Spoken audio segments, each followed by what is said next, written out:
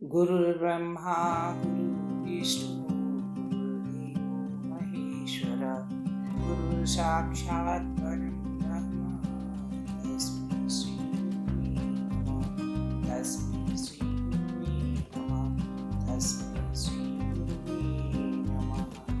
अकेला चलो। महान व्यक्ति सदैव अकेले चले हैं और इस अकेलेपन के कारण ही दूर तक चले हैं। अकेले व्यक्तियों ने अपने सहारे ही संसार के महानतम कार्य संपन्न किए हैं। उन्हें एकमात्र अपनी ही प्रेरणा प्राप्त हुई है। वे अपने ही आंतरिक सुख से सदैव प्रफुल्लित रहे हैं। दूसरे से दुख मिटाने की उन्होंने कभी आशा नहीं रखी। निज वृत्तियों में ही उन्होंने सहारा नहीं देखा। अकेलापन जीवन का परम तत्व है, सत्य है। किंतु अकेलेपन से घबराया, जी तोड़ना, कर्तव्य पथ से हतोत्साहित या निराश होना सबसे बड़ा पाप है। अकेलापन आपके निजी आंतरिक प्रवेश में छिपी हुई महान शक्तियों को विकसित करने का साधन है। अपने ऊपर आश्रित रहने से आप अपनी उच्चतम शक्तियों का खोज निकालते हैं। दूसरों पर निर्भर न रहो। जिस दिन तुम्हें अपने हाथ पैर और दिल पर भरोसा हो जाएगा, उसी दिन तुम्हारी अंतरात्मा कहेगी कि बाधाओं को कुचल कर तू अकेला चल अकेला। जिस व्यक्तियों पर तुमने आशा के विशाल महल बना रखे हैं, वे कल्पना के व्योम में विहार करने के समान हैं। अस्थिर, सारहीन, खोखले हैं। अपनी आशा को दूसरों में संश्लिष्ट कर देना, स्वयं अपनी मौलिकता का ह्रास कर अपने साहस को पंगु कर देना है। जो व्यक्ति दूसरों की सहायता पर जीवन यात्रा करता है, वह शीघ्र अकेला रह जाता है। दूसरों को अपने जीवन का संचालक बना देना ऐसा ही है जैसे अपनी नौका को ऐसे प्रवाह में डाल देना जिसके अंत का आपको कोई ज्ञान नहीं है। प्रेम एक महान शक्ति है। प्रेम ही एक ऐसी महान शक्ति है जो प्रत्येक दिशा में जीवन को आगे बढ़ाने में सहायक होती है। बिना प्रेम के किसी के विचारों में परिवर्तन नहीं लाया जा सकता। विचार तर्क वितर्क की सृष्टि नहीं है। विचारना तथा विश्वास बहुकाल के सत्संग से बनते हैं।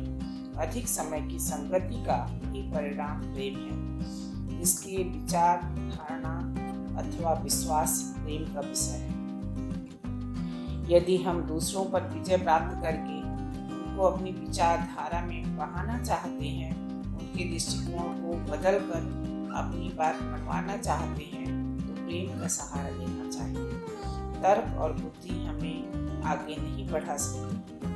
विश्वास रखिए कि आपकी प्रेम और सहानुभूतिपूर्ण सभी बातों को सुनने के लिए दुनिया विवश होगी। असफलताओं का कारण हम दूसरों को बरबस अपनी तरह विश्वास, मत, स्वभाव एवं नियमों के अनुसार कार्य करने और व्यतीत करने के लिए बाध्य करते हैं। दूसरों को बरबस सुधार डालने, अपने विचार या दृष्टिकोण को जबरदस्ती थोपने से न तो सुधार होता है, न आपका ही मन प्रसन्न होता है। यदि हम अमुक व्यक्ति को दबाए रखेंगे तो अवश्य परोक्ष रूप में हमारी उन्नति हो जाएगी। अमुक व्यक्ति हमारी उन्नति में बाधक है। अमुक हमारी चुगली करता है, दोष निकालता है, मानहानि कराता है। अतः हमें अपनी उन्नति न देखकर पहले अपने प्रतिपक्षी को रोके रखना चाहिए। ऐसा सोचना और दूसरों को अपनी असफलताओं का कारण मानना भ्रम मूलक है। दुखद स्मृतियों को भूलें। जब मन में पुरानी दुखद स्मृतियां सजग हो, उन्हें भुला देने में ही श्रेष्ठता है। अप्रिय बातों को भुलाना आवश्यक है। भुलाना उतना ही जरूरी है जितना अच्छी बात का स्मरण करना। यदि तुम शरीर से, मन से, आचरण से स्वस्थ होना चाहते हो, तो अस्वस्थता की सारी बातें भूल जाओ। माना किसी अपने ने तुम्हें चोट पहुंचाई है, तुम्हारा दिल दुखाया है, तो क्या तुम उसे लेकर मानसिक उधेड़-बुन में लगे रहोगे? अरे भाई, उन कष्टकारक अप्रिय प्रसंगों को भुला दो। उधर ध्यान न देकर अच्छे शुभ कर्मों से मन को केंद्रित कर दो। चिंता से मुक्ति पाने का सर्वोत्तम उपाय दुखों को भूलना ही है। सुख दुखों के ऊपर स्वामित्व।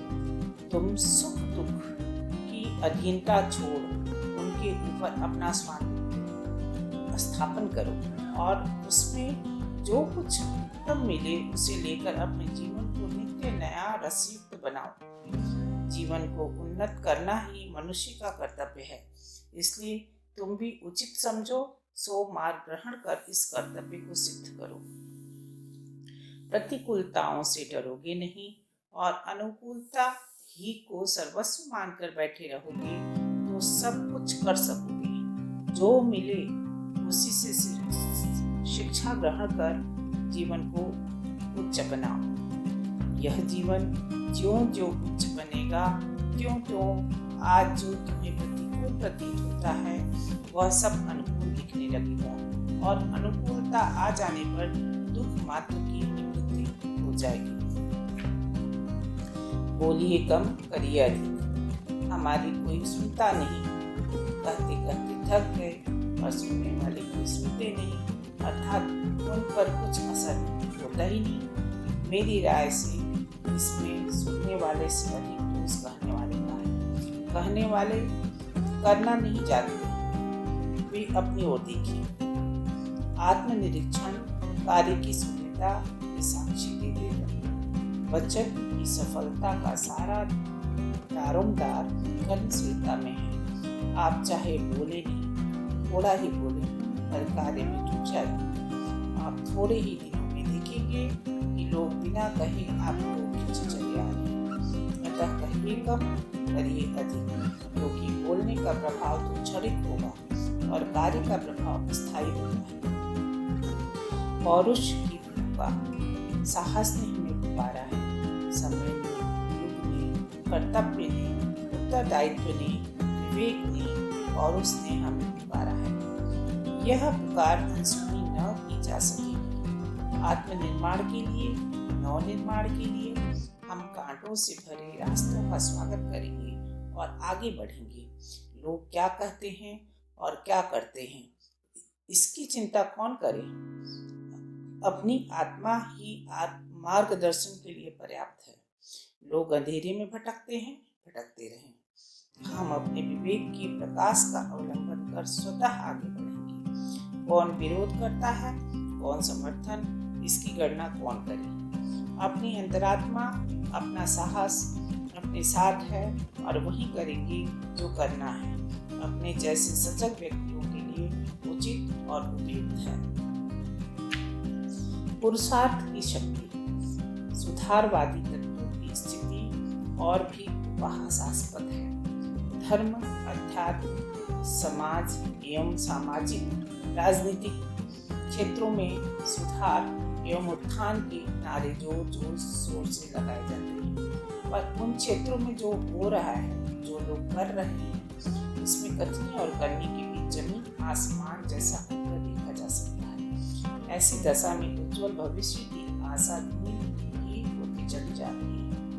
क्या हम सब ऐसे ही समय की प्रतीक्षा में ऐसे ही हाथ पर हाथ रखकर बैठे रहें, अपने को असहाय, असमर्थ अनुभव करते रहें और स्थिति बदलने के लिए किसी दूसरे पर आशा लगाए बैठे रहें? मानवीय पुरुषार्थ कहता है कि ऐसा नहीं होना चाहिए। भटकना मत। लोभों के झोंके, मोमों के झोंके, नामोरी के झोंके, यश के झोंके, दबाव के झोंके ऐसे हैं कि आदमी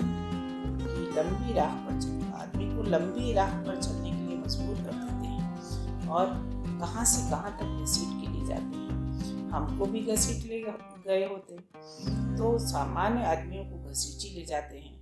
बहुत से व्यक्तियों में जो सिद्धांतवाद की राह पर चले, इन्हीं के कारण भटक कर कहां से कहां जा पहुंचे। आप भटकना मत।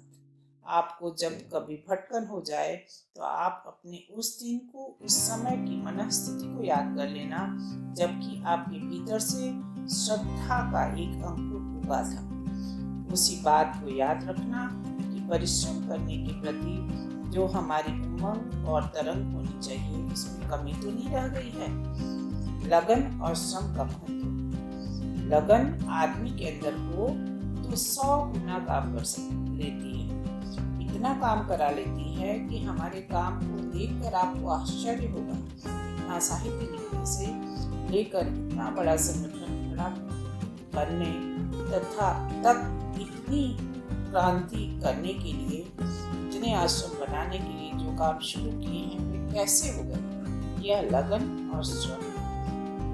यदि हमने श्रम से चीज चुराया होता तो उसी तरीके से घटिया आदमी होकर के रह जाते, जैसे कि अपना पेट पालना ही जिनके लिए मुश्किल हो जाता है। चोरों से, ठगी से, चालाकी से, जहाँ कहीं से भी मिलता पेट भरने के लिए, कपड़े पहनने के लिए और अपना मौत शौक पूरा करने के लिए पैसा इकट्ठा करते रहते पर हमारा यह हमारा बड़ा काम समझ